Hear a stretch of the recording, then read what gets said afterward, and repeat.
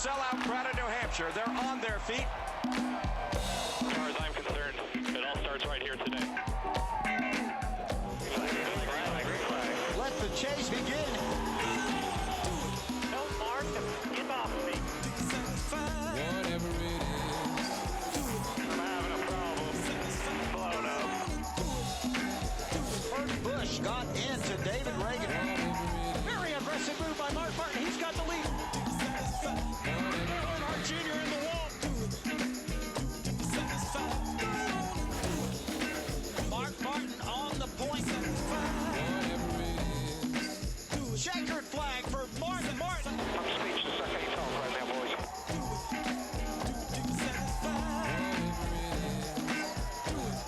This probably ranks as one of the toughest on the circuit. The action gets fast. It gets furious. You take a beating all day long. Came in the points leader. He will lead the points leader. Mark Martin did it till he was satisfied. He struck first. The veteran came into race number 1 with the points lead and left with a huge victory and an even bigger points lead. But the man on the move in position number 2 is Jimmie Johnson. He won the pole on Friday, and he won the race in a big way here back in June, and his quest for an unprecedented 4th consecutive championship continues today. An engine failure may have cost Kasey Kahne his championship hopes, but can he bounce back? That is the big question. Tony Stewart had mechanical problems and rallied for a top 15 finish, but this mile will be a monster today. One of the most unique tracks on the Sprint Cup circuit, the Dover International Speedway can chew up cars and spit them out. It's race number 2 of the 2009 chase, and it's race day in Dover. Awesome at Dover, baby. Hello, everybody, and welcome to yet another championship edition of NASCAR Race Day, built by the Home Depot here in a little bit of drizzle in Dover. This is supposed to move away in a couple of hours, just in time for us to go racing. We'll have more on that in just a moment, but we know one thing for certain. It takes a lot more than a little bit of rain to stop the race fans here at Dover. Isn't that right? Jimmy Spencer, Kenny Wallace, driver of the number 28 Nationwide car. Guys, it is chase time. Doesn't matter, rain or shine, you got to be ready to go. Special place, Johnny, Dover, Delaware. I've made my first ever Cup start here, but I want to talk about a guy today. 750th career Cup start. 21 top 5 finishes at Dover, Delaware. He won the first race ever here on concrete. Who am I talking about, this old man? He won last week. Mark Martin. Baby, the fans want to know, can he win this championship? You know what? He showed you last week. Him and Alan Gustafson, they're for real. Kenny, they will be tough. And let me tell you something, race fans. There may be a little bit of drizzle, but baby, it's gonna fizzle. And let me just tell you something else. 9 is a serious number. Why? There's 9 races left to decide who is gonna be the championship. But hold on, number 9, last week at Loudon, New Hampshire, Kasey Kahne was taken out. Look. What? Miles the Monster. Look at Miles. Okay, if Loudon took out number 9, Kasey Kahne, this is the Monster Mile. What championship contender, I ask you, look at me in the eyeballs, what car will be taken out at the Monster Mile? Which one? Tell me. What? It can happen at any time. Danger around every curve here at the Dover International Speedway. That's why they call it the Monster Mile. And now let's check in with Wendy Venturini, who is now pretending to be a meteorologist as well as a pit reporter. Wendy, what's going on down there? Well, good morning, Johnny. Good morning to all you race fans. This is what I have to say to Miles the Monster. Rain, rain, go away. Come back in late November. That's really when we need the rain to go away. If we take a look at the graphic here, it's high 60s today in Dover, Delaware, and 100% humidity makes for a great hair day. And the rain continues on, has continued on throughout the night. If we take a check at the radar, the last 24 hours here, we've had about 2 or 3 inches of rain near in the Dover area, but thankfully it's moved off into the coast. If we take a look a little bit closer into the Dover area, now we're going to move here. Our graphic has changed.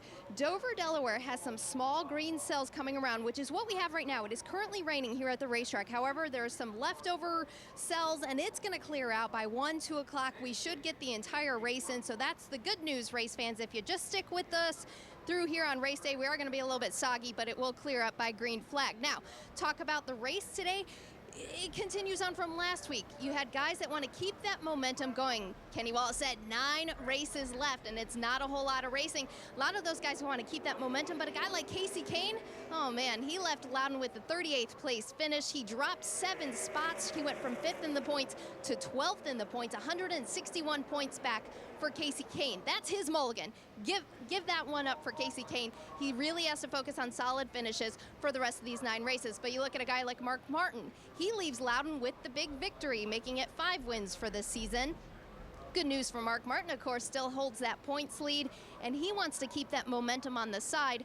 Now, he was top 5 fastest in a happy hour, so good things for Mark Martin. Now, Casey Kane, I want to go back to him because we know he's had a poor finish last week, but he's turned things around here at Dover and putting it behind him. He was fastest in happy hour.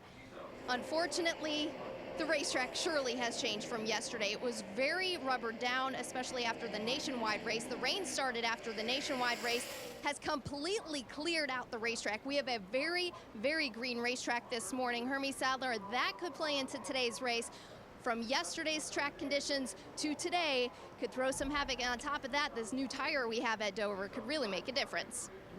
It really could, Wendy. Look, you're looking at the 24 degrees of banking here at the Monster Mile at Dover, Delaware. Normally, Wendy, you're right. We talk about a green racetrack. But this weekend, this morning, after all the rain, we're talking about a white racetrack.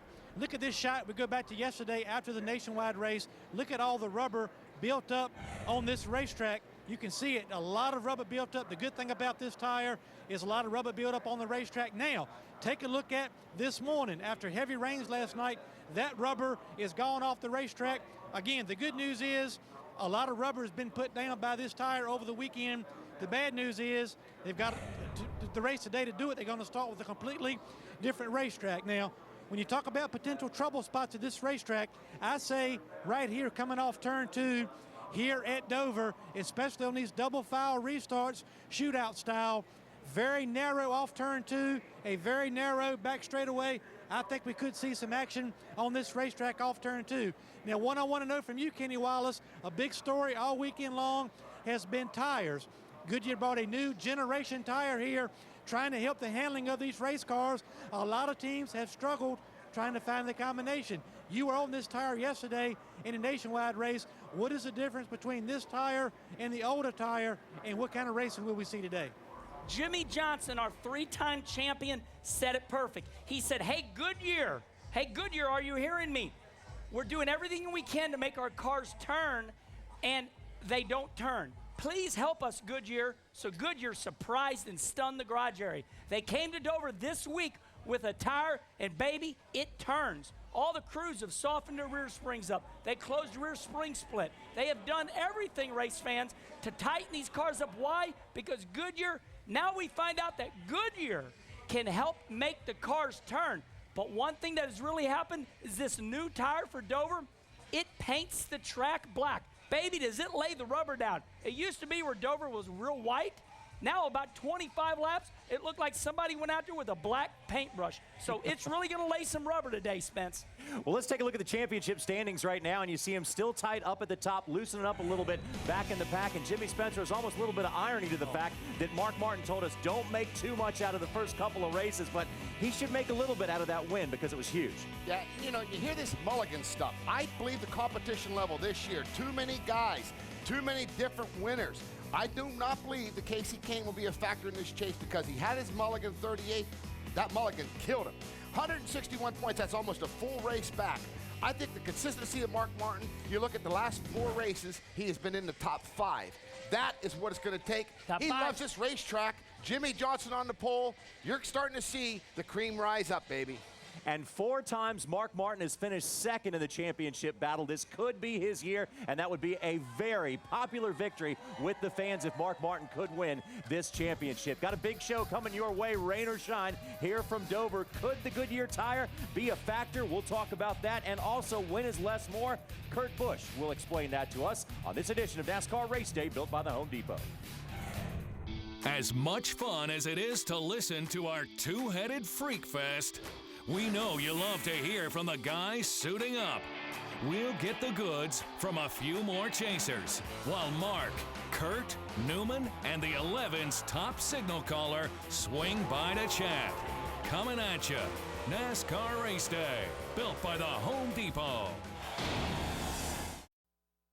NASCAR Race Day is built by the Home Depot. Visit HomeDepot.com. More saving, more doing. That's the power of the Home Depot. Brought to you in part by Camping World's Destination Recreation Sweepstakes. Log on to campingworld.com/racing to enter weekly giveaways. This week, win one of 5 $500 shopping sprees. And by NASCAR Banking, only from Bank of America. Your debit card, your credit card, your driver. Learn more at Bank of America Banking Center today.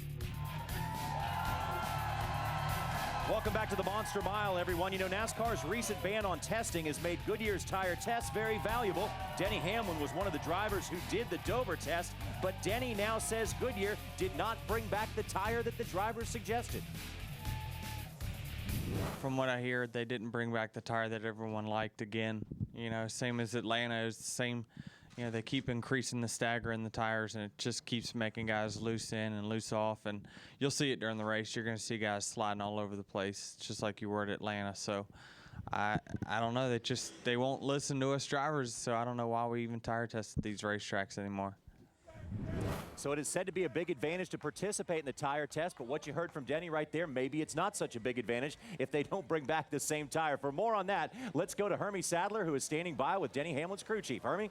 Yeah, I got Denny Hamlin's crew chief, Mike Ford. We heard Denny talking about you guys did the tire test, but Goodyear took all that information, put it together, and brought something a little bit different. It caught some teams off guard a little bit. How's your weekend been developing or catching up with this new tire?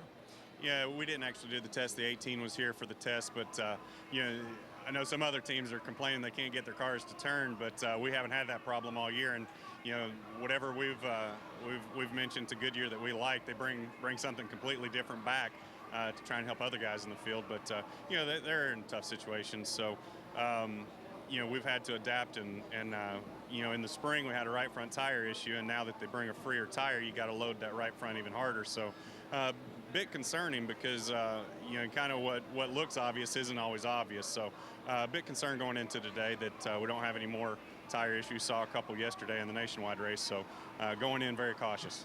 Let's talk a little bit about your driver, Denny Hamlin. They had a little bit of a dust up yesterday in the nationwide race, but for the most part this year, Denny seems to have really stepped up and taken more of a leadership role with this race team, and it looks like it's helped you guys communication during the race and the guys at the shop. You guys are coming together at the right time. Yeah, you know, we've learned over the last couple of years, you know, we've somewhat peaked a little early in the year, and this year we put a strong effort, you know, a few months back to get prepared to start, you know, 5 or 6 races before the chase to carry in some momentum. And you know, Denny's been very good to work with this year. I think he's matured very nicely and taken a strong role in the race team. And you know, we've come together here the last little bit, but it's been the second half of this season. I don't think anyone's scored any more points and been more consistent than we have. So we're looking, you know, if we can get through these first 3 races in the chase, we just get better from there out. So really looking forward to it. Today's a big stepping stone for us if we want to win a championship this year. A lot of rain overnight. This tire's been putting a lot of rubber on the racetrack, but we are starting with a clean green racetrack. Any concerns that may present you guys? Yeah, it's supposed to be a little bit warmer today once this weather blows out. So you don't set up for the start of the race, you set up for the end of the race. And you know, we know 200 laps yesterday in the nationwide race, it was really black, and 400 laps today, it's going to be even blacker. So not really concerned with the start of the race. You set up for the end, and we know it's going to rubber up today. So not really concerned with it to start. A pretty good point by Mike Ford. They're not trying to win the first 200 laps. They're trying to win the second 200 laps. For another guy who's trying to get in victory lane today, let's go to Wendy Venturini. Wendy? Thanks, Hermie. This place is special for Kurt Busch because he made his first Sprint Cup start here back in 2000, and a lot has happened in those 320 starts. Kurt, talk about Dover specifically and this racetrack. Hermie was just mentioning, very green racetrack, obviously. That on top of the tire, on top of how hard this concrete surface is. What do you expect out of today's race? Yeah, this is one of the toughest places to make your first start, and then let alone have all these changes with this tire, the weather, and Being a chase race, lots of anxiety, I think, for all the teams because we don't know how it's really going to shake down in the beginning, and it seems like all the cars are on a razor blade edge. Sometimes you're tight, sometimes you're loose. It's going to be a tough one because the track's going to change a lot today.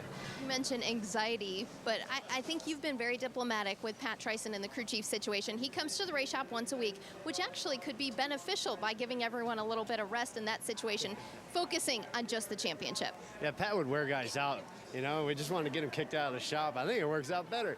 You know, on the fun part of it, it's really just a lighthearted situation.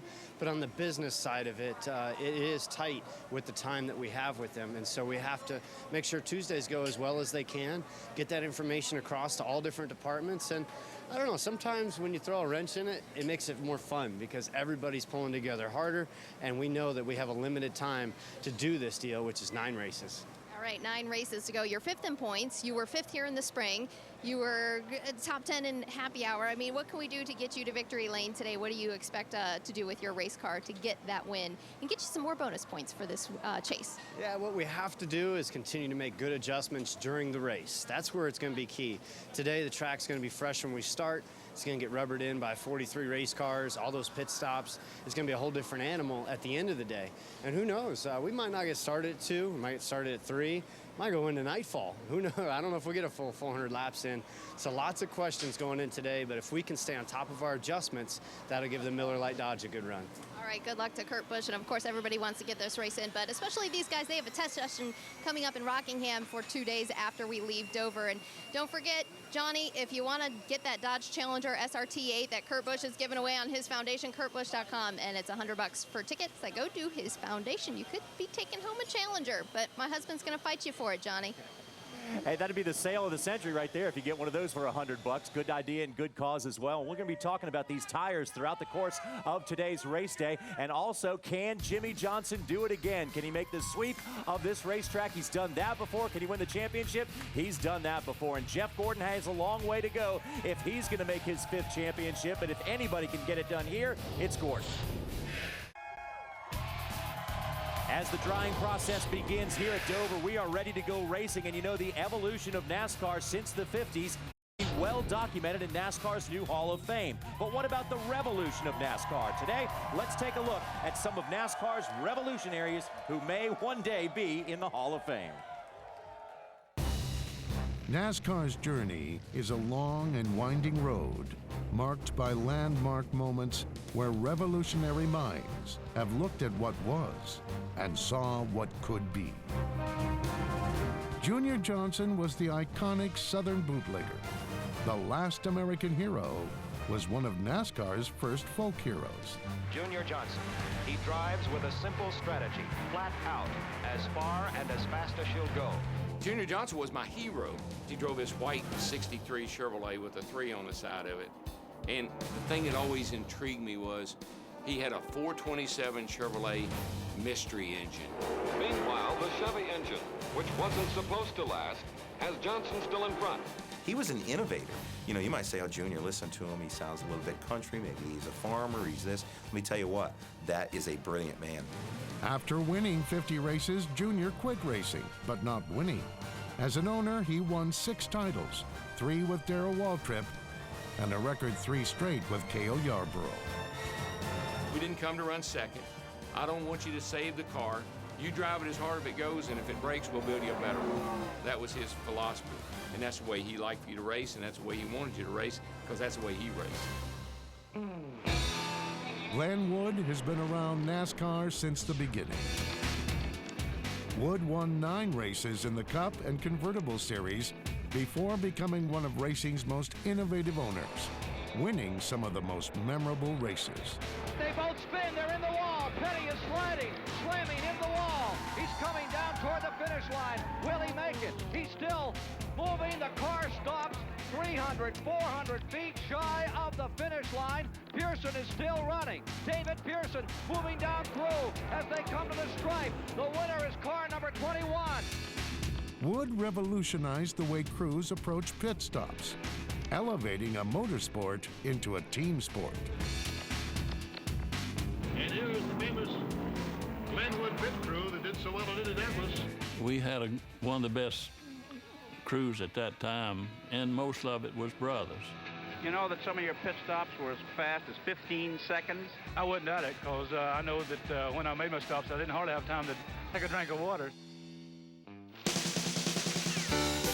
Before Bud Moore became a NASCAR pioneer, he was a bona fide war hero, storming the beach on D-Day. Bud Moore, Thompson's mechanic, watches as Thompson pounds out the miles here at Darlington today. Moore came home to his racing dream.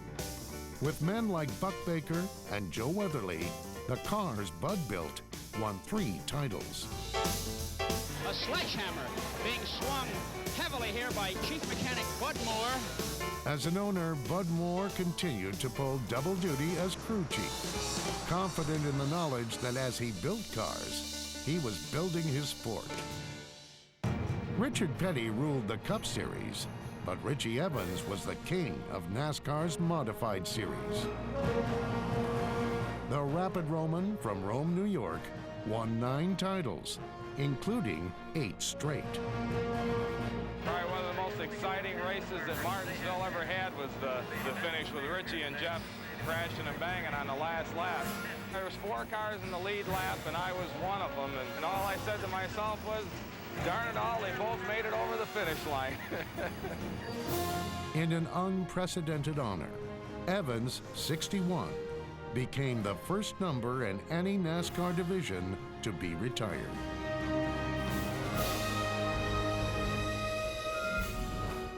Here on Speed, we got you covered all of Hall of Fame week. Monday, October 12th is the premiere of NASCAR Race Hub, and then on Wednesday, wall-to-wall coverage as the first 5 drivers, crew chiefs, or anybody that's eligible is inducted into the Hall of Fame. And the name Richie Evans may not be a household name in the South, but up here in the Northeast, Spencer, everybody knows Richie Evans. I get so excited about this Hall of Fame, Fiends. It's just absolutely undescribable. You see those little bit of tidbits there that we're going to show in the Hall of Fame once it gets established. But Richie Evans, this guy, I raced against him. He was making more money back in the 70s and 80s than the Cup drivers was. That's why he said, I'm not going Cup racing, Spencer. I'm staying right where I am. And the reason why, he was winning races, making a lot of money, and that's what NASCAR was built on, guys like Richie Evans. So for him to be in that thing, that's pretty special, because I raced against him. He was one tough son of a... And he's smart enough to go where the money is. We got to take another quick break here on NASCAR Race Day, built by the Home Depot. But some of the questions we'll be looking at when we come back: can Juan Pablo Montoya continue his tear and score another top 5? But Tony Stewart has been out of the top 5 recently. Here's the question: do he and Darian Grubb return today? The last time the Sprint Cup Series came to Dover, it was one of those Jimmy Johnson kind of days. He had a dominating performance on one of his best racetracks, and today, a repeat of that performance could make Jimmy Johnson potentially our points leader. This probably ranks as one of the toughest on the circuit. The action gets fast, it gets furious. You take a beating all day long, not only physically, but mentally. I may bug you about every 10 laps. Let us know how it's going. 10-4. Talk. They come down to the line, green flag goes in the air, and we are underway. I think the track's tightening up, but this earlier in the race it started off free, so it's certainly coming to us. You're right about your happy hour pace on tires there after 8, 9, 10 laps. Man, if I even try to touch the gas, I think the back end will just come right around. 10-4. You come, I want you to come this time. Everybody darting and diving to pit lane. 4 tires. Caution is on the speedway. Sides only, right sides only. Leave our rights, we're going to beat it this start finish. Right side. Drop it. What a huge break this is for those drivers that stayed out. We're going to be the leader, buddy. 10-4. God, we got lucky on that one. Jimmy Johnson, a 3-time winner here on the Monster Mile, right now in charge. You want me to go through all these guys or what? Here being cars. The 16 is coming. Greg Biffle is on the attack. Keep digging, we'll get that 48. Biffle just rolled up and gave him a good whap in the backside. Well, if he wants to run into me again on this straightaway, I'll wreck him.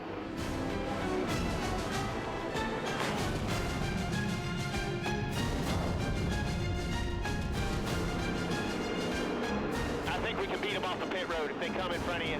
We're going to hook you up right here, bud. I think we're going to be pitting here. 4 tires. 2 tires. Greg Biffle will win the race off pit road. Tony Stewart with some quick strategy as well. Only 2 tires for him. Go. Haul after me. Go. Damn it, guys. Jimmy Johnson back in the 9th position. He's got some fighting to do. We'll be fine. You can drive right by these guys. The green is out, and the Biff is on the gas. Tony Stewart starting to come to life, trying to catch Biffle. 4 laps, man. You're fastest car on the racetrack right now. I'm trying. Oh, buddy, doing an awesome job. Got a lot of laps on those left sides, so might be hurting us a little bit compared to those guys, but doing a hell of a job. Biffle goes up the racetrack. Smoke comes back to the bottom. He'll go to the lead, and Jimmy Johnson has arrived on the scene as well. It's going to be some wild finish. They're good, buddy. You just keep going straight and smooth like that. They're going to wear their stuff out pretty bad. They are side by side, Bulleen and Dover. The Jimmy Johnson Express, just too fast and too strong. Boy, you got him, dude. You got him. This time, the best car does win. Jimmy Johnson, who led 297 laps today, comes home as the winner. Woo! That's me coming to work fun. Thank you. Jimmy, thank you for saving my butt today, bud. You bailed us out big time. This is just the start of a kick-ass season for us. Right here, boys. I love you. Woo!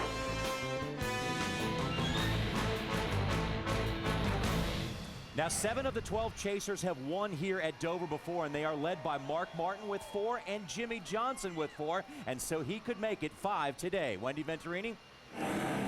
Thanks, Johnny. And of course, Jimmy Johnson has momentum on his side after Loudon's finish of 4th. He's 2nd in points, trails Mark Martin by only 35 points. And of course, sitting on the pole here at Dover, his 2nd pole of 2009, proving that they were coming prepared as they unloaded off the trailer. You come here, it's almost like Bristol in a sense, to where everything is heightened and it speeds up, and the way you drive the car is much more aggressive. So if you come in here thinking, well, I'm just going to be calm and have an easy weekend, guys are going to be blowing your doors off, and you've really got to stay focused and commit to really driving this track hard. And the video you saw prior to that, of course, he won here in the spring, but this is not the same race car that he won here in the spring with. In fact, this is the car that he raced at Michigan. He led 131 laps and he ran out of fuel. So we know this is a good race car for Jimmy Johnson. Now, outside the front row, Juan Pablo Montoya, coming off his momentum from last week at Loudon, gave Mark Martin a run for his money from that race. He's 4th in points, only 55 points back, and he is proving that he can get the job done in this chase. The morale on the team is really good right now. It's been good all year, to be honest. It hasn't really changed because we ran good. You know, we ran good in Atlanta before the chase as well. So everybody's happy. You know, we're having fun. We're pushing ourselves, and we're trying to do the best we can. And it seems to be working so far. So I can't complain about that. Now, if you were to look at the chase races that are left, Juan Pablo Montoya has raced here 5 times at Dover. He's only had 1 top 10 finish, so it's not necessarily one of his best racetracks in this chase. But again, he doesn't have as much experience as some of these other drivers in the chase when it comes to Dover. He does have momentum on his side, which could play into his favor, and no doubt he will be fast again today. Hermie? Yeah, thank you, Wendy. 2 guys we want to talk about. First of all, Tony Stewart led the points for the majority of the season. He is now back in 6th place after a finish at Loudon, New Hampshire last week that was hurt a little bit by an issue on pit road. Now, these guys had a bolt bag out on the axle on the right side and actually pushed the axle cover off on the left side. Now, we want to put a period on it and show you fans exactly what they were dealing with. Now, there's 2 caps right here. The inside right here is an axle cap that holds the axle in. This outer piece is just an add-on that helps the tire carrier index the wheel for a pit stop. Now, what Tony Stewart's team thought was that just the outer part had come off, they could just pull it off and finish the race. When it came down pit road, they realized the whole cap had to come off, and they had to repair it, and he lost a lot of track position. But Tony Stewart knows there's still 9 races to go, and he's happy to have a chance to win this championship, and also happy to have his teammate Ryan Newman along for the ride. He always knows what we're doing. We always know what he's doing, and sometimes we're on different packages, but at least we know what each other has and why we're going that direction. So it doesn't mean that just because he's going better that what he's doing is going to work for us. I mean, sometimes we're on a different program, and sometimes we're better, and he's on a different program. But that's Tony Stewart in the media center talking about his teammate Ryan Newman. Now, behind me is Jeff Gordon. He had a 15th place finish at Loudon last week. He's back to 10th in points. Now, he is a 4-time champion, but he's never won a Sprint Cup under this new format. And Jeff Gordon has some interesting things to say about how he would view his first Sprint Cup championship. I've never won a Sprint Cup before, so to me it's like never winning a championship. the 4 that we have won are something we're very proud of, but it's under the old format, and so I feel like we're as hungry as we've ever been to win this championship. Plus, when you're having a good year, when things are going well, the cars are handling well, the team's performing well, that's motivation in itself. Yeah, and JR, these guys, a lot of people coming out of Loudon, some on a good note, some on a bad note, and a little bit of maybe some jiving between Juan Pablo Montoya and Mark Martin. Juan Pablo having a few things to say about Mark's driving tactics. What do you guys on the set think about Juan Pablo and Mark Martin, and will that carry over to today? Yeah, Hermie, I don't hear people say that very much, that Mark Martin was doing something dirty on the racetrack, but Juan Pablo took a little bit of exception to something he did on the final restart, but nonetheless, that shows you the fire behind Juan Pablo Montoya and how bad he wants to win races. Let's take a look at this final restart. Well, this is the final restart, Finn. Not many laps left, and Mark Martin's leading here, and he's not giving Juan a lot of room right there, and that's what Juan was upset about. But Mark Martin also knew, Kenny, if he kept him pitched down and kill that momentum, that was big. Well, you know what happens. Remember, race fans, double file restart. That what you seen on TV was the second lap. Remember, double file restarts. Mark Martin picks the outside, Spence. He goes down there, gives Juan Pablo the whole inside. So for one lap, Juan Pablo could not pass him. Mark came off at turn 4. Then you seen Mark go into the corner. What Mark the Kid Martin did, he went in the corner. He's been loose all day getting into 1. He had to go into that corner, protect his position to win the race. So I think what you're seeing, as I seen your 2 championship drivers, and one thinking he's going to win this race, which is Juan Pablo. Juan showing just a little bit of frustration by saying, Mark Martin took my lane away. He drove me dirty. But Mark the Kid Martin just held his lane. And the big thing, too, is that you hear about this Juan Pablo not having any top 10 finishes here. Maybe 1. But you know what? This car is overlooked. The thing that we're seeing here, we see Jimmy Johnson, this is going to be a great year. No, it's not. We have so much diversity in this sport, so many different winners. Give credit to NASCAR in this car. This is what's making this chase so good. So many guys have figured it out, and that's why you don't know who's going to win this chase. And you never know who's going to win here today, but one guy who could win is an army of 1 out on the racetrack. We'll talk about Ryan Newman's chances and his chances at a championship when NASCAR race day rolls on from the Dover International Speedway.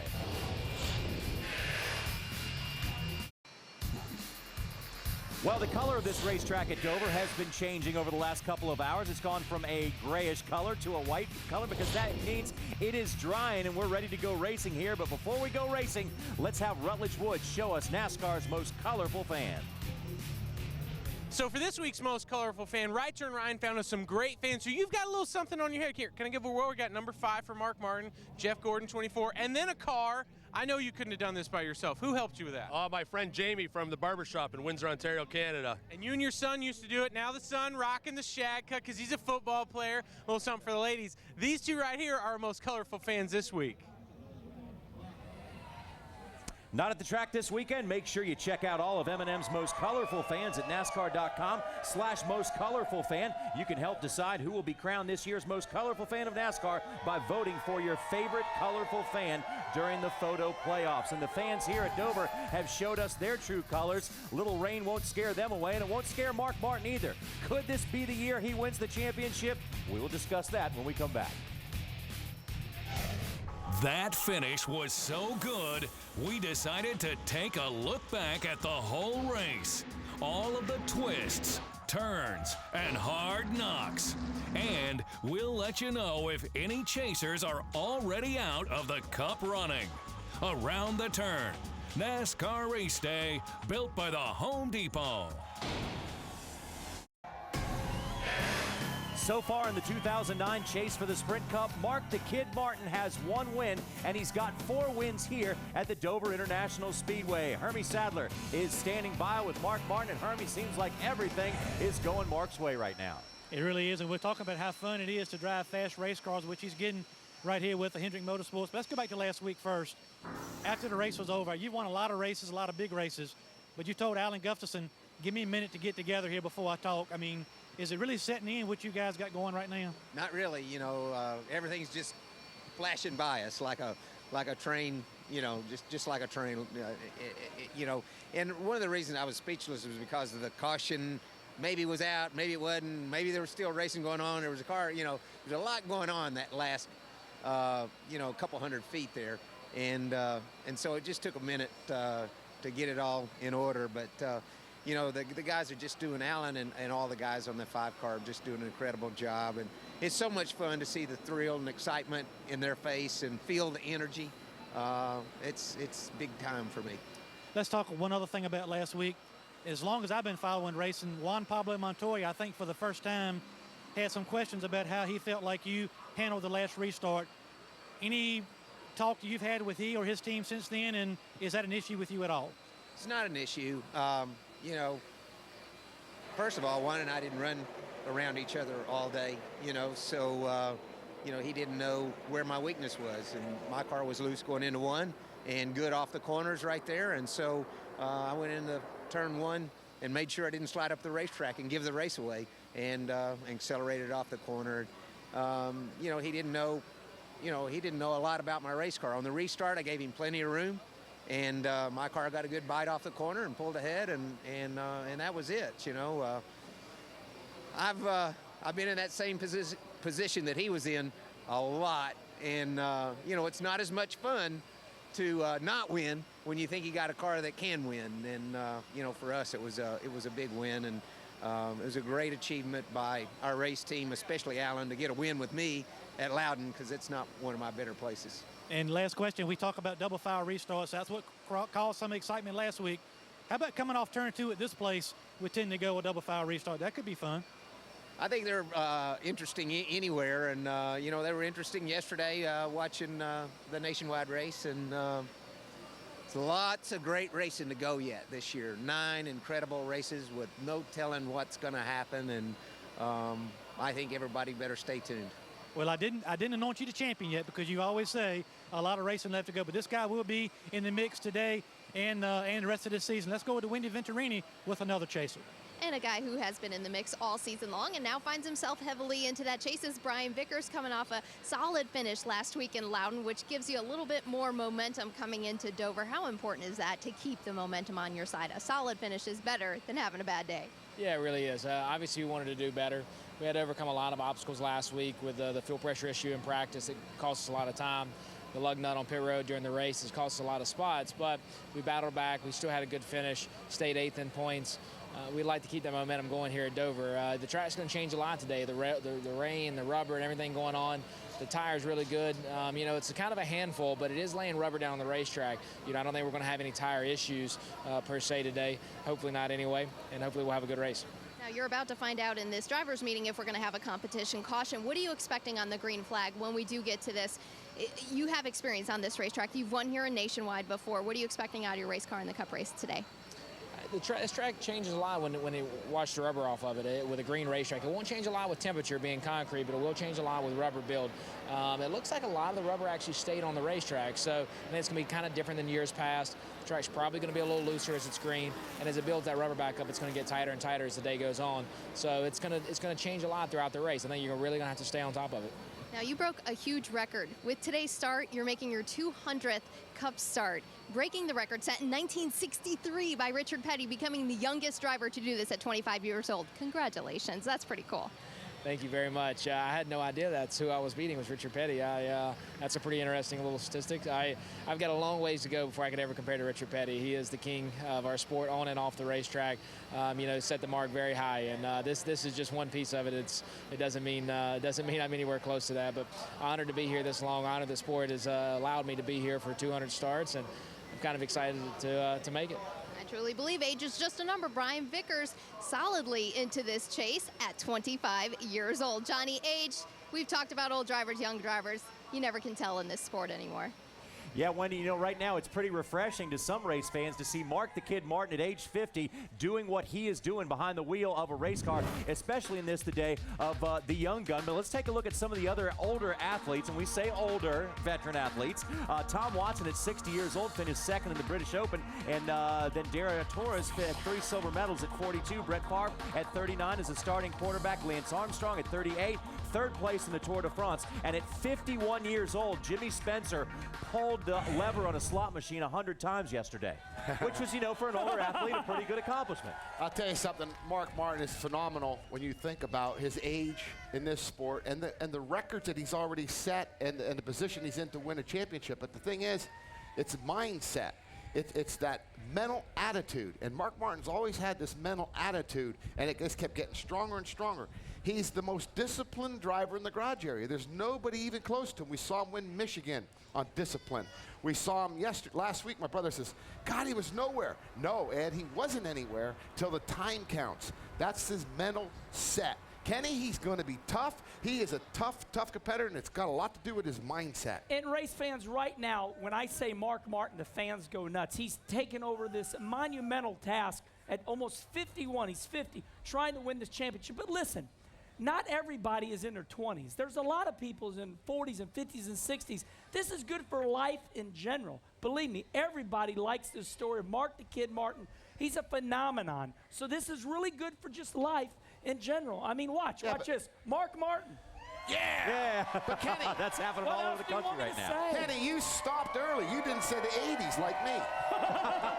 Yeah, guys in the 80s like Spencer, they can still get it done too. You know, one cool thing about Mark Martin, he's always the first one in his car for a practice session. If you want to see it's time to go to practice, look and see if Mark Martin is in his car. And race fans, we want to remind you that Bank of America gives NASCAR fans the opportunity to earn race points with their debit and credit cards. Race points can be redeemed for all kinds of things, from racing merchandise to home electronics. For more information, go to bankofamerica.com/racepoints. Coming up on NASCAR Race Day, 2 words for you. One is booty. Yeah, the other one's Barker. We thought we'd clarify that. Booty Barker, coming up.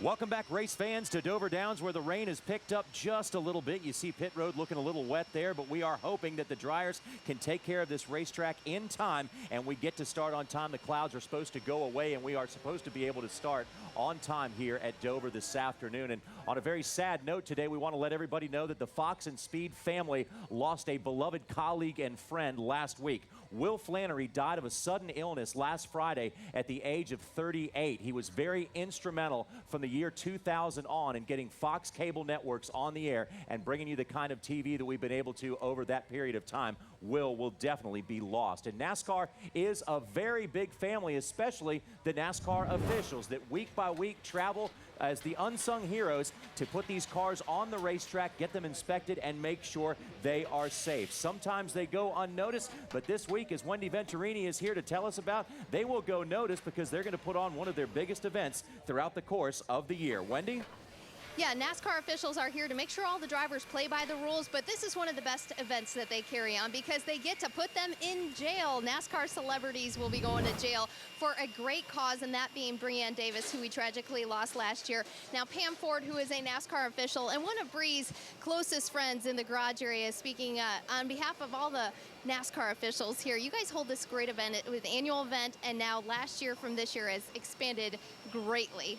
What do you guys have planned? We've got a lot going on this year, Wendy. We've added Speed, #1, as our media partner. Also, we've got curb recording artist Rodney Atkins coming. Biggest addition to our role of our cast of characters is Best Buy. They've come on and supported the event with open arms. They're glad to be here, and we're glad to have them. Now explain to race fans, they can come and watch this event. All the drivers that are going to jail have to get bailed out by their friends in honor of Breanne Davis to raise money for this cause. And tell us a little bit about Breanne and why you guys started this. Well, you know Bree, you know how she was, and everybody loved her here, and it was just a way to mark her presence and remember her by. She was in an auto accident last year, and we lost her then. And one of our other officials decided that there was a way, we needed a way to help remember her, and this was a way to do it. We try and raise as much money as possible to send another female to UTI, and that includes NTI, NASCAR Technical Institute as well, and just try and get somebody in the world of motorsports and maybe follow their dreams like Bree did. All right. Well, thanks, Pam, for joining us on race day. And Breanne Davis, we miss her greatly, but this is a way for her presence to carry on in the garage area, and a fun way for the NASCAR officials to get the drivers, the crew members, the media personalities involved and raise money for a great cause. Jimmy and Kenny, I know you guys are going to be a part of it. I am. Hopefully, we're going to send Rutledge to jail. So race fans, you can come along and put money to keep Rutledge in. That's our goal, isn't it, Spence? You know it, Wendy. And last year, I was the attorney in charge, and I was overwhelmed. I know it. But you know what? I added this secret weapon, Kenny Wallace. Kenny and I are going to represent all the drivers. We don't want them to go to jail, fans. You know that. We're going to keep them out of jail. I will not stay in jail very long because I am loved, and my fans will bail me out. Are you my attorney? Yes. You will state my case for me. You will not go to jail. I will not go to jail. Baby, no. Drivers, you're in trouble if Spencer and Wallace are here. Teddy Licata said it was funny. He goes, order in the court. So you say that. Say order in the court. Order in the court, after all. Okay. I'm Chief Justice John Roberts. Anyway, here's the specific info on the jail and bail. You want to come out. It's going to be a lot of fun. We guarantee that. It's at the Brick House Tavern in Davidson, North Carolina. To purchase your tickets, visit NASCAR.com/foundation. It's October 14th at 6 Eastern Time. The jail and bail. Come on out and join us, and you can have a chance to keep Rutledge Wood in jail. That's good for society. We'll be back in just a moment with more from Dover.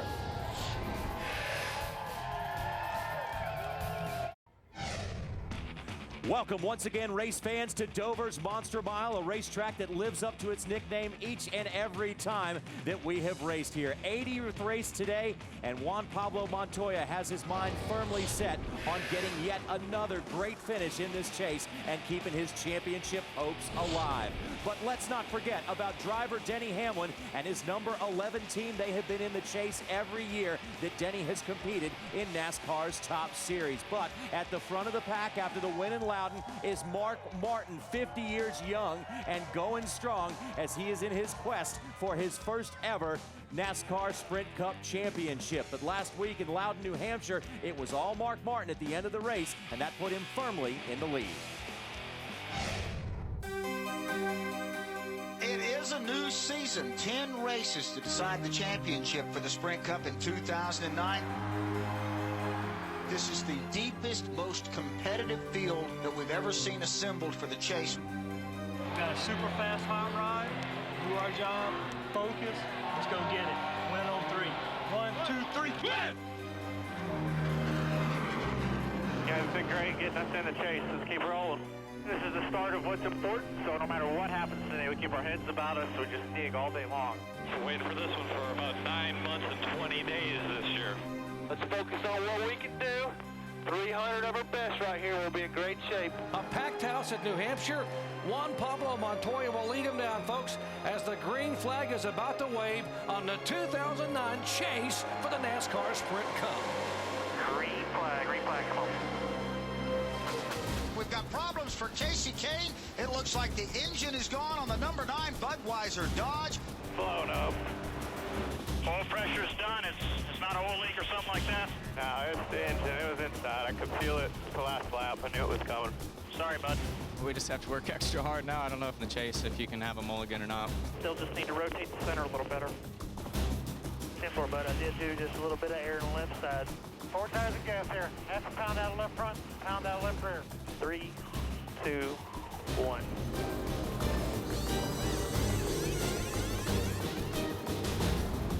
Go, go, go, straight, straight, go, go, go, go, go, go, go, go, go. Go, go, go, go, go, go, go. One lane. What did I pit? The leader got into David Reagan. Excellent job, Pat. I'm so proud of this group. You sure you don't want to come in and pit? Jeff Burton goes around in turn 2.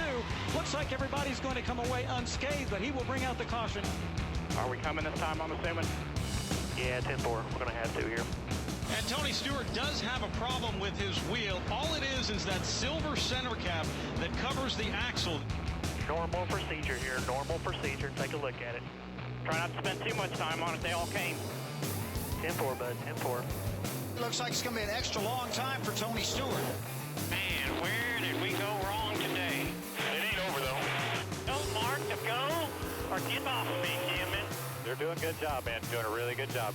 Keep an eye on the big picture here today. These guys are serious right now, boys. Here comes Montoya making it 3 wide on the inside. Look at this. He's getting 2 for 1 down the backstretch. Wow. He's the baddest car in town. Well, I'm going to go for the 8 side. You're the starter. Warren, don't worry about it. Warren was last week. Juan Pablo Montoya doesn't get a great start. Hamlin will lead for the first time this afternoon. Go get him. This is your race. Hamlin's car is blocking the lane, though, that Martin wants to give, but Martin's going to easily bypass Hamlin. Caution's out, man. Caution's out for debris. Probably a show caution here. Unfortunately, I think so. We had that one. We still could get it. You better hook up your safety harness, put on the Hans and your helmet. 3 laps to go here in New Hampshire. You're the best. This is yours right here. Mark Martin slides up front. He inches ahead of Juan Pablo Montoya. Martin tried to squeeze. Montoya falls back. So now Martin leads by 4 car lengths. If the 5 car goes out against me, I'm going to wreck his ass. Not cool at all. He came in the points leader. He will leave the points leader. Checkered flag for Mark Martin. You are unbelievable. Unbelievable how good you are. I'm speechless. I can't talk right now, boys. I won a race today, didn't I? That's what it's all about. And if you do that and you make your best effort, then, you know, the points tally up where they tally up. Oh, man, he's doing it. I'm happy for him. I also hate to see him win because I know he's going to be so tough in this chase. Hey, it was a solid run. There was bumping and grinding and definitely some chase atmosphere going on. I really, with 2 to go, came down to the yellow line in turn 2 and just stopped the car. I mean, stop. And I felt a little screw there, but the next time he does that, I'll probably just give him a little help. After Mark Martin's win, here's the way the championship points look after 27 races. Jimmy Johnson, 35 back. 6 of these chasers will start in the top 10 today, as important as track position is. And now Casey Kane, 161 back. He has the farthest to go of any of the 12. Now, what do we say here right now, guys? Mark Martin has told us time and time again, and you better listen to Mark Martin. Don't make too much out of the finishes of the first couple of races. Well, let me just say something that I think we lose track of a lot. You know, we make a big deal out of 10 to go like it's this long. 10 races is 2.5 months of racing. And, you know, we usually see about 2 or 3 players come down to the end. So, Spence, we still got a long way to go. But on the other hand, one last thing. It takes an average. The last 2 years, remember we get to Phoenix late in the year, it'd take a 5th place average to win this deal. Well, I think the big thing is mistakes. You see the 9 car have a mistake last week, and it really put a damper on their championship hopes. The 14 car had a mistake, and you heard Jeff Gordon say, "What did we do wrong today?" That's the problem. You only have 9 to go now. If that happens again, then you only have 8, and the time gets away from you quick. Now, clearly one of the coolest nicknames in NASCAR is Booty. Booty Barker, that is. And he also has another word on some nicknames here at this racetrack. It's a track that's so tough, it has 2 nicknames, and it lives up to each one. Here's the good stuff. I've been doing some thinking, and I'm going to bring you some good stuff this weekend based on nicknames. We're here at Dover, and this track has earned 2. The Monster Mile and White Lightning. Obviously, White Lightning from the concrete. Now you got Darlington. Its nicknames are derived from the style of racing. Track too tough to tame, and the Lady in Black. You know it'll bite you. And then you got Martinsville. It only has 1 nickname, but it's based on the shape of it, the paperclip. So these tracks obviously have nicknames, but some tracks have none at all. So we're going to try to give them one. So for instance, we have great tracks like Talladega without a nickname. So what should we call it? How about Wreckapalooza? And then you got Pocono. Nobody has a nickname for Pocono that we can really say on air. Its shape is unusual. How about the Bermuda Triangle? And then you got Richmond. Of course, one of my favorites from Virginia. We'll just call it God's country. And then you got Phoenix, Arizona. Phoenix, man, that's a tough one. All I can think of is as hot as hell. But you know, that's just a few that I've come up with. And I'm sure that y'all have many more and some that are even better. But since we're all part of the NASCAR family and all in this together, it's all good stuff. Booty, awesome. thanks a lot. And again, yeah, some of the nicknames we can't say on the air. We want to say a special thanks, though, however, to the Dover International Speedway and the crew here for giving us this awesome location and putting on an awesome show every time we come up here, rain or shine, at Dover. And one thing you might have forgotten about, the Dover International Speedway hosted the first major sporting event after the terrorist attacks of 9/11 back in 2001. And track president Dennis McGlynn wants everybody to know out there they are in constant contact with the FBI Homeland Security, and everybody can rest assured that you're in a safe environment when you're out here at Dover. So thanks once again to the staff here at the Monster Mile. And now we're ready to head out also after we're done here today to yet another one of our favorite racetracks. Next weekend on Speed, NASCAR rolls into the Heartland for race number 3 of the Chase. Last year, championship rivals Jimmy Johnson and Carl Edwards went door to door over the closing laps. NASCAR on Speed, be there. Welcome back, race fans, to DuPont country here in Dover, Delaware, where DuPont headquarters is right up the road. The number 24 team always wants to run well here, and they are one of 3 teams coming in here with 4 victories apiece. Jimmy Johnson, Mark Barton, and Jeff Gordon all have 4 wins here at Dover, and Hermie is standing by with the man in charge of the number 24 team, and that's Steve Letarte. Yeah, I do have Steve Letarte. Jeff Gordon has won 4 races here. I know you guys like to get number 5, but let's go back to last week. A little bit of a setback for you guys, but not too much that you guys can't overcome and get back in this thing. Yeah, you know, last week the DuPont National Guard Chevrolet was a pretty good car. Real good in the long run, but we were just awful on new tires. And with the double fly restarts and how aggressive everybody is, you just can't have that. So we made some adjustments, and it helped a little bit on new tires, but then I don't think our pit strategy worked out great. Our pit stops weren't great, and our car wasn't great. When you add all 3 of them together, I guess you could somewhat be happy with a 15th, but we definitely need to run better than that this week. I got to give you the obligatory crew chief question about the new tires for this weekend. Threw a lot of guys, you know, a curveball, but you had a teammate to come test. How's your weekend been so far as getting Jeff comfortable on this tire? Well, we've definitely had to work at it. I think it was much easier on Friday. For 1 or 2 laps, I think you can kind of fool the car, fool the tire, and make it run relatively well. In race stream, we've had to change a lot of stuff. I think you can adjust the car, you can fix some of it you can't fix. So I think it's going to be the team that kind of overcomes that, the driver that finds a way around it. I think it's going to rubber up. The groove's going to widen out. Should be like Dover racing of old, I figure. Now, you got to be the cheerleader for this race team. Obviously, the Chase is 10 races, still got 9 more to go. What's your job on Monday after a race like Loudon to keep the guys energized and pumped up when you know you got a better car than where you finished, but you've got to put that behind you and move to a place that you guys really run well at?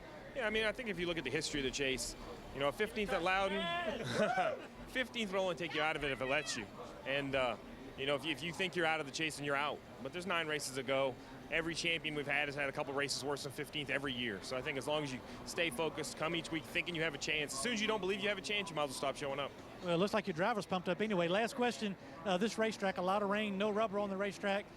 How do you get prepared for the first part of this race, knowing that what's fast at lap 25 might not be what's fast at lap 400? Take some aspirin and turn your radio down. I don't think there's a whole lot you can do.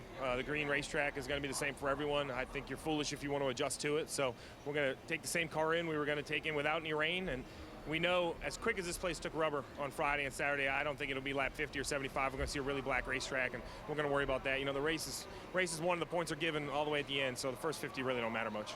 Steve Letarte getting his team ready. Now, Steve did tell me after the drivers' meeting there will be a competition caution at lap 25 for these guys to examine the tires and let this racetrack get ready to race later on today. But a competition caution at lap 25. Wendy? Thanks, Hermie. And that competition caution at lap 25 will be beneficial for everyone, so everyone will be on the same playing field. What do you expect, Ryan? You know, the rain has started again, it seems like. Very green racetrack, and your race car has been pretty good this week. What do you expect when we do get racing? Well, I think the track will rubber up really quick. These Goodyear tires are really rubbery, if that makes any sense. Really putting down a lot of rubber on the racetrack, and I think that you know, after about 5-10 laps, it's not going to change a whole lot. I think the track's going to get wider and racier, but that 25 lap deal just be a good baseline for everybody to check their tires and make sure everybody's good, and we'll go race from there on.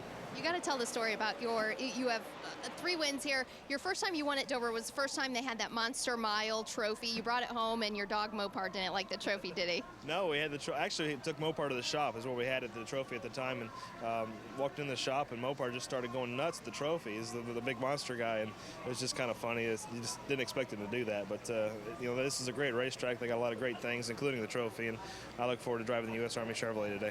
Why is this one of your favorite tracks? Is it the speed? Is it the banking? What is it that makes you enjoy this racetrack so much? Well, a couple things. The banking and the concrete, the combination of the two, I think, are really good. And I heard one of Jimmy Johnson's comments earlier was you can really hustle the car around here, and that's what we like to do is, you know, make our money hustling the car and, you know, being more aggressive than we typically can be at other racetracks, for instance, the flatter short track. So it, to me, I guess maybe suits my style a little bit more. Now, earlier in the show, we heard from Tony Stewart say how important it is to have a teammate in the Chase. Have you guys changed your strategy or had that conversation about these final 10 races once we got into the Chase? I wouldn't say we've changed our strategy. We're still going for race wins and our best finish possible, and everybody says they're going to do that. But you know, it's kind of business as usual. I mean, I don't see anything that we're doing any different now, having a race and a half in than we had the first 26. But maybe we should. All right, Ryan Newman looking forward to another great day today, and why not? Because his parents are here. Greg and Diane Newman will be here. What a great day to be in Victory Lane, wouldn't it, Johnny? Absolutely. Ryan Newman still looking for his first win of the season. What a better time to get it than this afternoon. You know, there is danger around every corner at a racetrack, especially on pit road. You got to get in and out cleanly, as we have seen over the past couple of weeks. But right now, it has to be a whole team effort to get in and out of the pits on time. You know what we think every week, but what about the guys in the championship hunt? The hardest working reporter in NASCAR gets the word from 6 chasers who share some answers to Wendy's big questions. To me, you gotta approach it one lap at a time, one race at a time, and that's never been a big issue for me. You can't look too far ahead. Straight ahead, NASCAR Race Day, built by the Home Depot. It's the only night race of the chase, and tickets are available for Lowe's Motor Speedway, the NASCAR Banking 500, and the Dollar General 300 for the Nationwide Series. To purchase tickets, visit lowesmotorspeedway.com, and tickets start at $39.75 for a family 4-pack, $69 for front stretch tickets. Call 1-800-455-FANS or go to lowesmotorspeedway.com, and we will see you there. Now it's time for Friday's qualifying session. Let's look at some of the chasers and where they qualified. Carl Edwards in the number 99 was the farthest back of the chasers in qualifying, and he will start P30. Kenny Wallace. And let me tell you something. The Rushville Rocket. Tony Stewart qualified 22nd. You know what, though? Tony usually starts a little far back. Do not count him out, because he will come to the front in a hurry. Look at that Burger King car. And here he is, ladies and gentlemen. You know I love to say it. From Batesville, Arkansas, Mark the Kid Martin. He starts from the 14th spot. He's holding a pretty wheel. It's funny you would say 14. In 14 races, this guy has a 10.6 average here at Dover. The key to this guy, he won this race last fall. He was in the top 5 again. Never underestimate the BIP. He will be starting in 4th position. But you know what? Here's the guy y'all got to worry about. This guy, when it comes to braking, I don't believe there's a better guy that can apply the brakes. Juan Pablo, he is on a roll, baby, sitting here in that Polaroid number 42. He will start 2nd. Here's the guy you really got to worry about. Number 48 car was fast all weekend long, and then when it came to qualifying, Jimmy Johnson had the pole position, 2nd of this season, 21st overall in his career. He will lead us to the green flag this afternoon, and that is always dangerous when they start up front, because chances are they will stay there. The number 48 team is back in championship form. Now it is time to remind you that to go on to speedtv.com and check out our Advanced Auto Parts virtual cutaway car. Learn a little something while you're on the internet. Go to the Advanced Auto Parts virtual cutaway car. And now it is time to go to Hermie Sadler for our Advanced Auto Parts Texplanation. And Hermie, one big mistake you don't want to make if you're one of the chasers is to speed on pit road. Yeah, you're right, JR. You know, last week we talked about some different technology inside the race cars to help the drivers do a better job of maximizing pit road speed, but not going too far. Now we want to talk about how does NASCAR clock pit road speed. Some fans may think as many times as drivers get caught, maybe somebody's sitting up in the tower with a stopwatch. Well, that's not the case. They go by this transponder. This is transponder 452. This is actually bolted to the race car. Every race car in the field today has a transponder. It does pit road speed. It does the lap tracker. This is what NASCAR uses when they freeze the field. So how does a transponder work? Well, look down here on pit road. You can see these sensors that are put into the pit road here. They start here and go all the way across pit road. They're triggered similarly to when you drive up to a stoplight and get the stoplight to turn from red to green or what have you. But there's about 8 blocks of these sensors on pit road, and every time you cross one of these sensors, NASCAR, the speed is transmitted to NASCAR Race Control, and the NASCAR officials can watch every segment of pit road for every driver in the field. Now, NASCAR gives you a 5-mile-an-hour variance over pit road speed, but the problem with race car drivers, you give them an inch, they take a foot. When NASCAR does it, it's hard to dispute, because this transponder gives it in thousandths of seconds to the NASCAR officials up at NASCAR Control. So Cannot speed on pit road. If you do it today at Dover, it will be very, very costly. JR? And Hermie, you go to, that old saying goes, you got to be careful what you ask for. Years ago, the drivers and teams were clamoring for some type of electronic scoring system because it was so arbitrary before. Now they have the electronic scoring system. They'll show you the loop if you get busted for speeding, but we saw just how costly it could be for Juan Pablo Montoya at Indy. He had that race won. He was too fast leaving the pits, and he was in trouble. And everybody said, my God, give him a break, NASCAR. Well, they can't. You see that it's on the monitor. They can prove to you if you were going too fast. That is why I say this is a team effort. When that driver, a guy like Juan Pablo, all you got to do is calm the driver down a little bit. That's the key. NASCAR's watching all this stuff. NASCAR does a great job of that. They don't show favoritism as they showed at Indianapolis, Ken. And Hermie showed you what NASCAR does. Now let me explain to you what happens as a race car driver. Some of the teams that don't have money, they still have an old tack that you could buy from Jegs, you know, just got the needle on it. That's an olden day tack. New modern era, the last 3 years. Hendrick Motorsports, all the big teams, they've got a digital tack. And what happens, the engineer or the mechanic back at the shop, they will take the tack and they will set it. They'll go, okay, we're going to Dover. I got a second gear, you know, it's second gear. I've got this type of deal, and they calculate everything. And what happens is Juan Pablo goes down, he looks at his new tack, and it shows, you know, green, we're good. Yellow, we're touching. And when you get to red, no good, slow down. So that's how the big-time drivers, they do it. They drive, they look down at their tack. Red, yellow, I'm good. Red, I'm speeding. And that's what Juan Pablo did. Too late, baby. Too late, baby. Already busted by the NASCAR police. They're watching pit road very close. And you better be watching very close this afternoon. This is going to be a very exciting race number 2 of the chase, the AAA 400 at Dover International Speedway. You can see it today at 1 o'clock Eastern time on ABC. And White Lightning is becoming much more white as the dryers are working. The cars are going through tech, and we're getting closer and closer to green flag time here at Dover. Don't let this man finish his hot lap. He'll get you. The boys take a spin around the mile and let you know where to let up and where to hammer down. Heading your way, NASCAR Race Day, built by the Home Depot.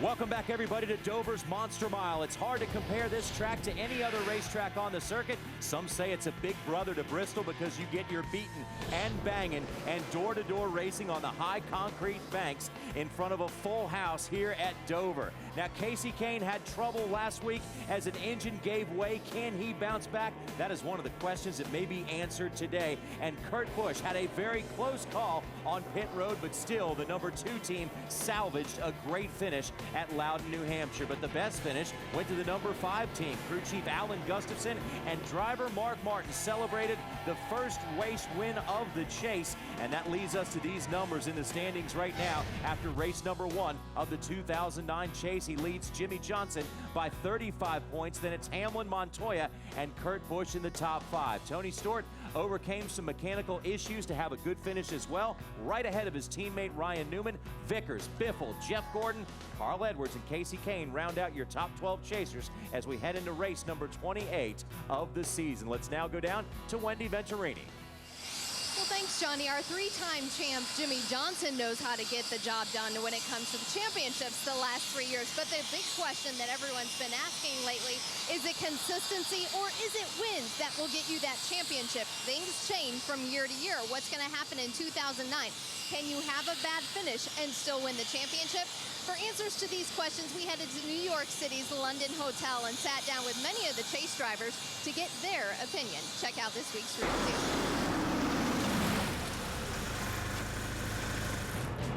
12 drivers, 10 races, 1 championship. That's what this chase is all about. What propelled these 12 drivers into the chase seems to be the same thing they think will propel them to that Sprint Cup championship.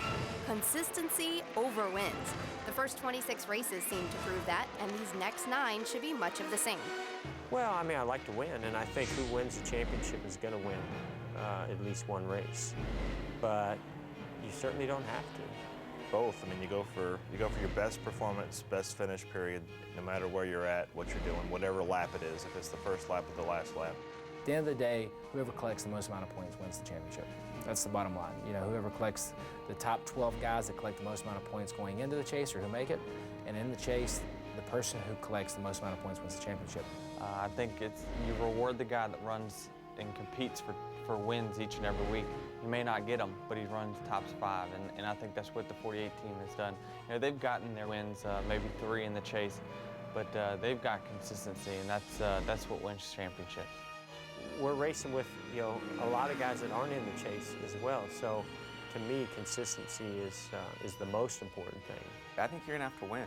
I think you're gonna have to win races, and you're gonna have to run up front. And you know, the bad races hurt so much with our point deal that you can't have the bad one. We've got problems for Casey Kane. It looks like the engine is gone on the number 9 Budweiser Dodge. So mark the bad one off Casey Kane's list. Now it's the wins he'll need. But if you ask 4-time champ Jeff Gordon and a few others, a bad race or two is not the end-all be-all to your championship hopes. It's more about the attitude. You got to be solid everywhere, but you just can't have a devastating day. And even if you do, you can still come back from it. But I think if you let the excitement get, you caught up too much in it, you can ruin your whole chase within one race. I mean, you look at the stats, you know, last year, what was it, like 5th or whatever, was Jimmy Johnson, you know, was on fire, but that doesn't mean it's going to be like that every year. I mean, you could have, you know, we could have a big crash at Talladega, it takes out a bunch of cars. You just never know. If you have a bad race the first week, you can still go 9 wins in a row. And you know, are you going to win the championship? Probably. So you can't get too excited or down if you don't have the first 2 weeks go the way you want it. And while Juan Pablo Montoya and Brian Vickers are experiencing their first chase, the other 10 drivers have been here before. What do they see that's different this year versus years past? I think it's probably tougher now than it was then. It seems like it gets tougher each year. Same 10 tracks, a few different guys in there, but with a shot. You know, any one of those 12 have a shot at it. You know, every year is different. Every experience is different. So I'm kind of under the impression it's going to be a gunfight to the end. You know, it's really going to be a tough battle. I think they're all different. You know, they all have a unique storyline or you know, a little bit of different excitement that is building. It's a very interesting year this year, and I think a NASCAR fan's dream. There's a lot of great stories. Oh, those compelling stories. Gordon's drive for 5, Mark the Kid Martin looking for his first, Tony Stewart as an owner-driver, and oh yeah, that guy going for his 4th straight. Which is most compelling to some of these drivers? Clearly, I'm going to say mine is the most compelling. Well, I think it'll be the same as the other 11 guys are going to say, and it's going to be the 48. You know, their overall record in the chase, you know, speaks for itself. You know, Jimmy obviously winning 4 in a row would be unprecedented in our sport.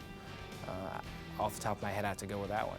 Having Mark Martin at his age coming to Hendrick for, you know, the first time, the 5 team, I think that he, to me, is the ultimate driver who doesn't have a championship. And leave it up to Newman to shoot it to us straight.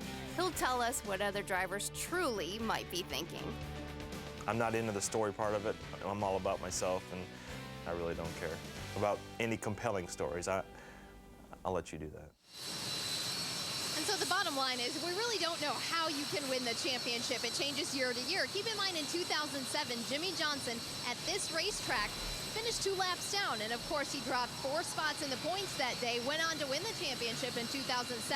So you might be able to afford a bad race, but it all depends, as they said, how your competitors are doing. The one common thing that I did hear, Johnny, from a lot of the drivers is that once we get to about Talladega or Texas, about 3 races to go, when we have Texas, Phoenix, Homestead left, you really will have a good idea of who could be our 2009 Sprint Cup champion. And Wendy, we got to remember the last couple of years. Last year, what Carl Edwards did as he was trying to chase down Jimmy Johnson with all the victories, and also Jeff Gordon the year before averaged a top 5 finish and still wasn't that close to Jimmy, Kenny, when it came time for that championship to be handed out. Well, you know, and what happens is I agree. You know, you really don't know what's going to win the championship. I mean, you go here to Dover, okay, and you're riding along, you blow a right front tire out, and you're like, I didn't ask for that. And so, well, we got to get better, you know. Oh, man, we just got to run in the back at Talladega, and we'll make our run up to the front. And then, of course, Carl Edwards runs in the back of Greg Biffle and takes out everybody. So it's like, well, what won it last year? Because that's the only thing we have to go by. Well, 5.7 or 5.9. So right now, all we know is you got to finish 6th every single race to win this thing. And Juan Pablo said it best, consistency. Well, I think the big story this year, in my opinion, is this car. These teams. You saw Vickers' team do really well with this car. They figured something out. You see Jack Roush's organization struggling 1/10 of a second is all they're off. But they're struggling, only 2 wins this year. And then you got to look at the 42 car. Not really been a factor, but all at once this year, he's up in the top 5 in points, consistently running up front. That's what's going to be the story. You're not going to know with 3 races to go. You will not know who the champion is till we go to Miami, and there's a minimum of 5 that will have a shot at Miami, and it will be a hell of a season. But hold on, our sport is boring. Yeah. We won't know who's going to win the championship until they should have watched the last lap last week in New Hampshire if they think it's boring. Our racing's so exciting now, it's incredible. And we have seen some serious exciting finishes at this racetrack here at Dover. For more excitement on what's going on, let's go down and check in with Wendy. That's not Wendy.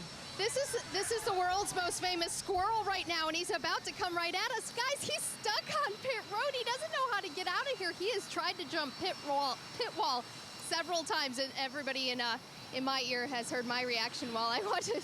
This poor squirrel, he's lost. We need to help him find his way out. Poor guy. Johnny, we're in trouble. Maybe we can get the squirrel out of here. Hey, it's deers at Pocono. Now it's squirrels at Dover. Wendy, go help him. I know a lot of squirrels. There, hey, nothing nutty about this. The skies are clearing up, man. Oh, yeah, they really look good.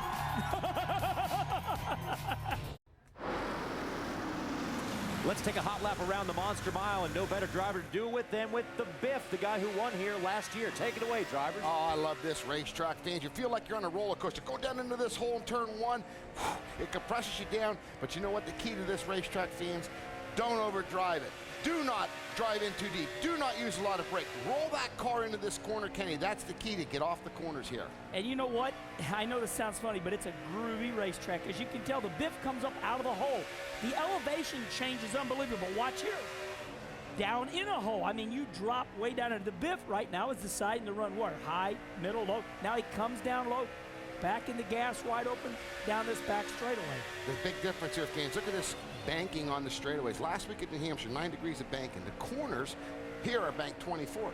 The straightaways are banked 9 degrees. These guys are always in a little bit of an angle at this racetrack all the time. And the speed is really fast here. I mean, sometimes, you know, you think, well, it's going to turn into a big Bristol, but it doesn't. The speeds carry harder. If you let off the gas early and you don't use any brake, or you use a little bit, I mean, you go flying into the corner, you go chasing up high, but look at here. I mean, now when you enter on the inside, you got to go, oh, I don't want to slide up and hit this guy. Now, this track, fans, is so wide in the corners, it's like, wow. But you know what? It is so narrow coming off the corners on the straightaways. Hermie said it earlier in the show.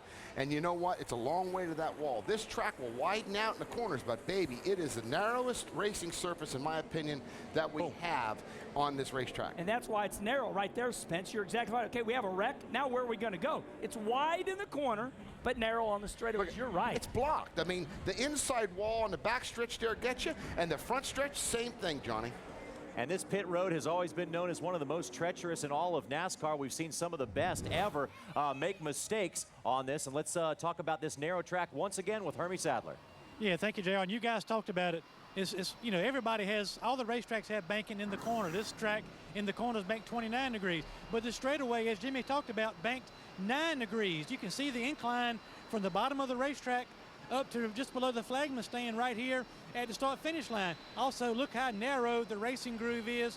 Not a lot of room for error. And if there is a wreck, as we just saw, there's nowhere to go. You got the wall on the outside, and you got pit wall down here on the inside, so it's nowhere really to miss a wreck. You can hit the car in front of you, or you can hit the outside wall or the inside wall. And the other thing with this is very, very difficult, as we said, to miss a wreck. You don't come off turn 4, get loose, and slide across the tri-oval into grass and keep going. When you wreck here, guys, you normally wreck pretty big, and that's just on the racetrack. And Wendy, pit road can be a very exciting place as well. It sure can. Now remember, this was the track that originally had 42 pit stalls, and Dover was scrutinized for only having 42. Well, they changed that when we came here in the spring. But what's important about the pit road line, the commitment line that you see behind me, is in between turns 3 and 4. And what's important about it is when they extended pit road, they made the pit boxes longer and they made pit road a little bit wider. Therefore, they made a taller wall. But the problem is you go into turn 3, you're coming off of 3, and you got to dip down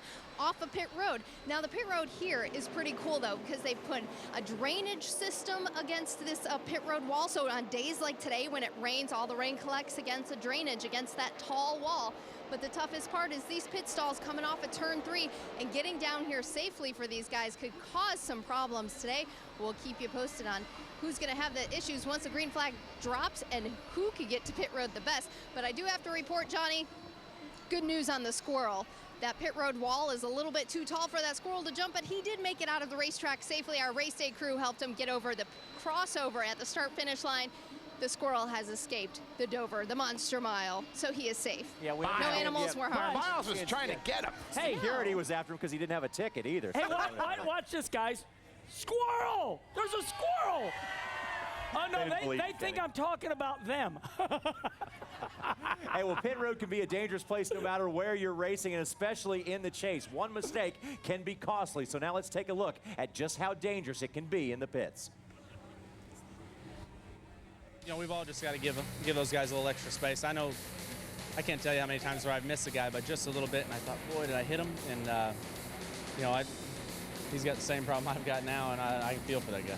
You know, when you feel like you may have injured somebody, you want to know how they are, make sure they're okay. You know, after you hear word that they're okay, it makes it easier to kind of cope, but you still feel bad. I mean, obviously, it could either be the driver's fault or it could be the crew guy's fault, but anytime something like that happens, it definitely weighs on your mind a little bit.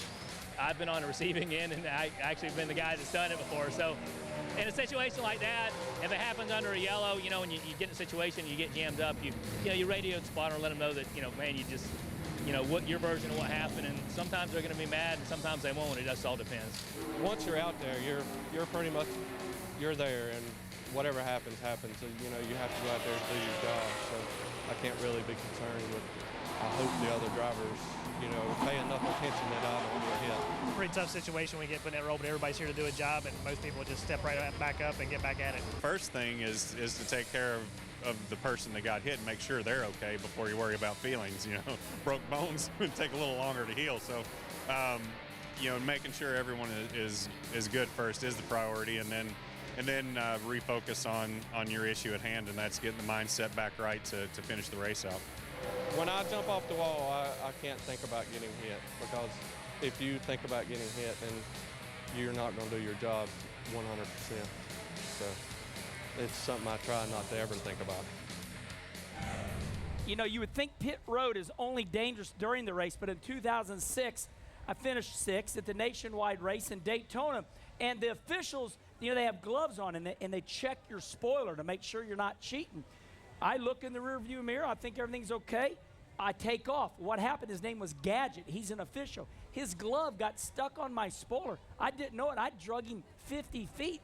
And, oh, my gosh, I felt so bad. I went to the infield care center. Oh, Gadget was all bruised up and had to go to the doctor. So it makes you feel bad. It's dangerous all around pit road. Some of the bravest guys in the business jump over that wall with cars whizzing by them at about 55 miles per hour, depending on where you are. Now, for all of Jimmy Johnson's 4 victories at this racetrack, Chad Knaus has been on top of his pit box, so nobody better to go to for our Sunoco pit strategy of the week.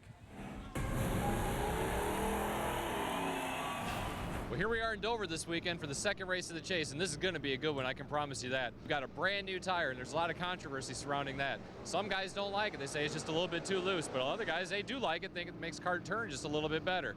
Now, you can go about 85 to 90 laps on a Sunoco fuel run. That's where it really starts to get tricky, because about the mid-portion of way of this race, we typically have a long green flag run where you need to have one of those green flag pit stops. And with the new reconfigured pit road, it's very difficult to get on pit road. So it's going to be really exciting. It's going to be very, very difficult. But I promise you, watch this thing very, very closely. Pit strategy is going to be key. Thanks, Chad. We are less than an hour away from green flag here. If Mother Nature cooperates with us, and it looks like she is, as the track continues to dry, the fans continue to pour in here to Dover. We'll be back with the final word in a moment. Next week, the circuit heads to a track that's a true chase wild card, with 6 different winners in the last 6 races, and where a half-dozen chasers have scored victories. Can anyone get a leg up on the 5? Live from Kansas, NASCAR Race Day, built by the Home Depot. NASCAR Race Day is built by the Home Depot. Visit homedepot.com. More saving, more doing. That's the power of the Home Depot. Brought to you in part by Wrangler, proud sponsor of Dale Earnhardt Jr. Wrangler, real, comfortable jeans. And by Cheerios, good for the heart.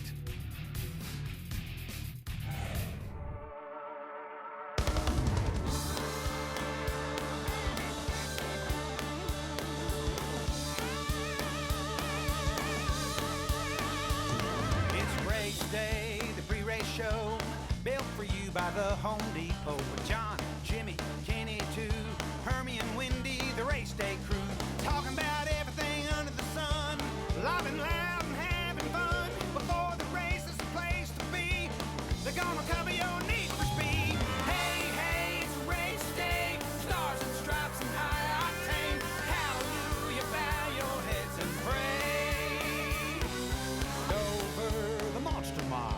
Second chase race, it's gonna be wild. Mark the Kid won last week.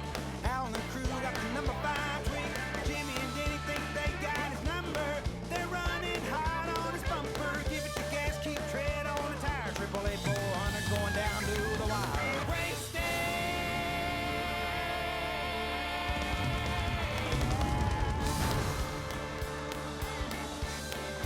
Time now for fantasy picks. Let's take a look at the fantasy standings. And Kenny Wallace is a little bit like Mark Martin. He came in with the points lead, and he left Loudon with the points lead, and Wendy's just 10 behind him. And you know what's really sad when you look at this? The guy who is picking the best, the guy who is the smartest, it looks like this right now.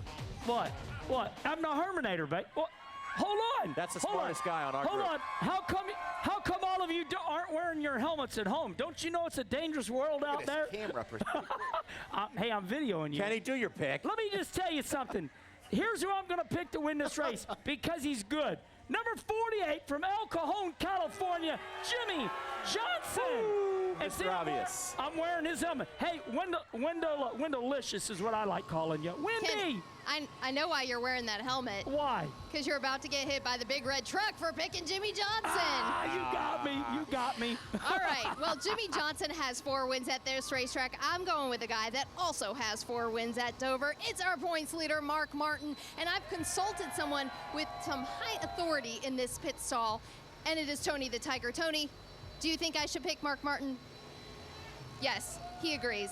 Actually, he's speechless. Spencer, much unlike you. Oh my God, I'm third. Well, you know who I'm picking? This guy won this race last year, and it was one of the best races I've ever seen at Dover. The 16, the 17, and the 99, all mixing it up. It was very exciting. 7 straight top 10 finishes. Greg, Biff! The Biff. We'll win this race today. And you know why? Goodyear came with this new tire, a little more stagger. That is what Biff likes. He likes to hustle, baby, the car. He will hustle that sucker around this racetrack. Watch out for Greg today. Hey, Hermie, you're ahead of Johnny. I love it. Yeah, and Hermie, you also lost 25 points for the 18 being too low, but I guess we see who your pick is. Yeah, and while I've got the floor for a second, I want to talk about that. Yesterday in our meeting, I was going to bring up to the board as to whether or not I should be penalized 25 points because I didn't jack the rounds in the car and I didn't cause the spring to go bad. But old Wendy, oh yeah, definitely got me 25 points. Hey, Hermie, it's a team sport, Hermie, you could get a board at the Home Depot if you want to. Well, I'll tell you what. Casey Kane's going to do my talking for me today. He's going to get those points back for me and get back in this chase. JR, you're last. Yeah. Now, Mark Martin said, don't make too much out of this first race, no matter what happens. It's a long chase. We got 9 races to go, and Kurt, the man Busch, is going to help me out today in the number 2 car. He is going to win this race for me, get me back up into contention because I'm only 79 points back as of now, and Kurt is relaxed, mellow. He doesn't care if the crew chief isn't around all the time. They're turning it into a positive. So there. Oh, that's good. Hey, I just want to let everybody know at home, when you see our heads down like that, we're looking at a monitor, so we're watching what you watch on TV, too. Hey fans, you're going to see a great race today. There's no question. Tune into it on ABC because they got this new tire they're all whining and complaining about. But the last 7 races at Dover, 7 different winners. Be another new one today. Who knows? Watch it. And do not leave your seat before the end of this one. Anything can happen on this Monster Mile. Want to thank the folks at Dover International Speedway for being so hospitable to us. And we want to remind you fans to join us tonight in Victory Lane at 8 Eastern Time. The drawing continues, and we're ready to go.